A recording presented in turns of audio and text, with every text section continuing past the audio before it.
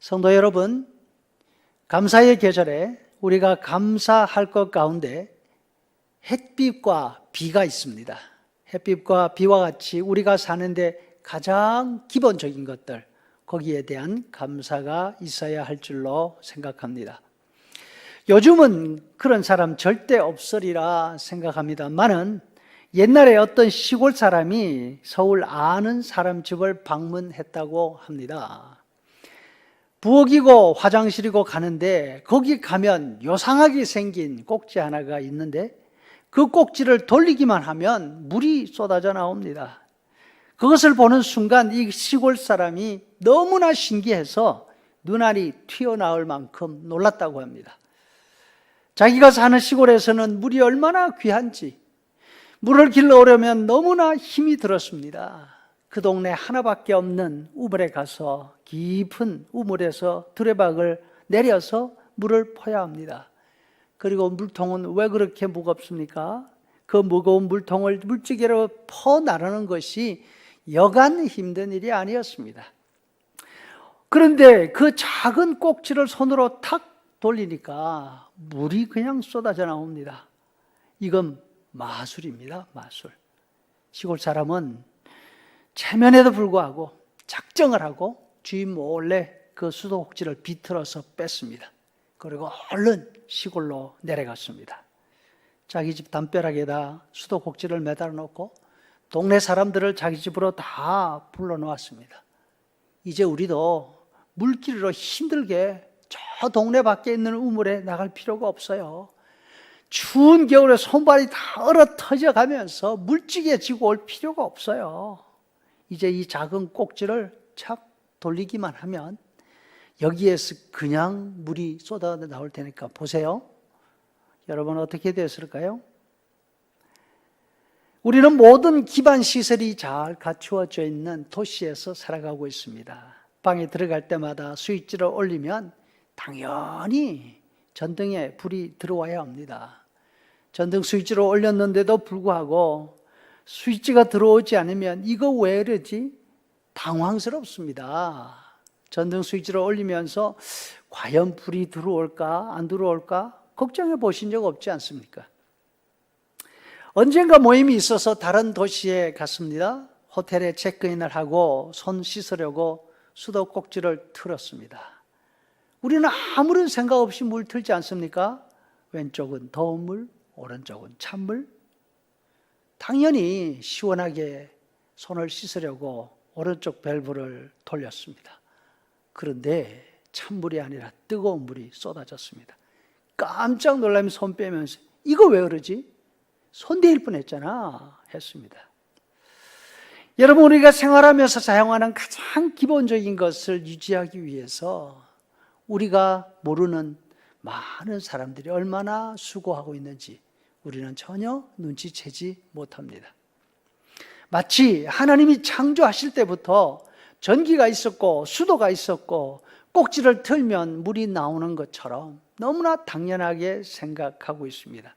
그래서 기본적인 것, 가장 기본적인 것에 대해서는 감사가 없을 뿐 아니라 의식조차 못하고 있습니다. 오늘 본문 우리가 다 잘 아는 사랑에 관한 말씀입니다. 사람들은 본능적으로 나를 해롭게 하는 사람은 미워하고 나한테 잘해주는 사람은 좋아하고 사랑하게 되어 있습니다. 반면 예수님은 마음에 들지 않는 사람은 물론이고 너희들을 괴롭히는 사람을 위해서도 기도하라고 말씀하십니다. 왜요?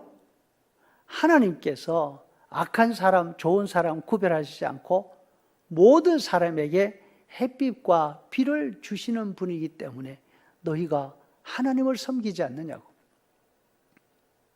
도시에 사는 사람들은 햇빛이 얼마나 중요한지 모릅니다. 어두우면 불 켜면 되지. 비가 얼마나 요긴한지 모릅니다. 오히려 생활에 방해가 되고 비가 오면 귀찮습니다. 하지만 태양이 없고 비가 내리지 않는 곳이 있다면 그곳에는 사람은 물론이고 아무것도 생존할 수가 없을 것입니다. 아마도 지옥이 바로 햇빛과 비가 없는 곳이 아닐까 생각이 됩니다.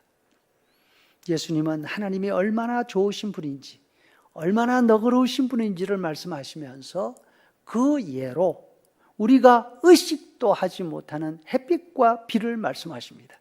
하나님은 악한 사람, 좋은 사람 구분 없이 모든 사람에게 골고루 햇빛과 비를 주시지 않느냐.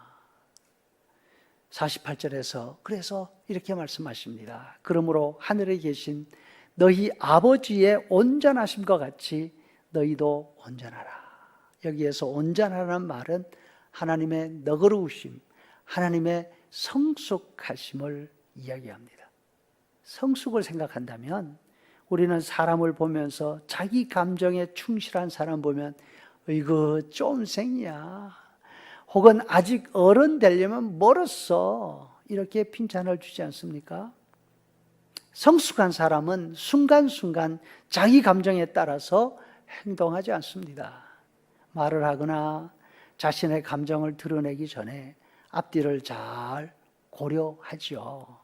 코앞에 있는 것만 생각하는 것이 아니라 멀리 내다보고 생각합니다. 뿐만 아니라 다른 사람이 가지고 있는 부족함, 다른 사람이 저지르는 실수에 대해서도 너그럽습니다. 성숙한 사람의 특징은 너그러움에 있죠. 사람이니까 그럴 수 있지. 만약에 우리가 행동하는 대로 하나님이 그대로 보시고 거기에 맞추어서 햇빛과 비를 주신다면 우리 가운데 햇빛과 비를 얻을 사람 있을까요?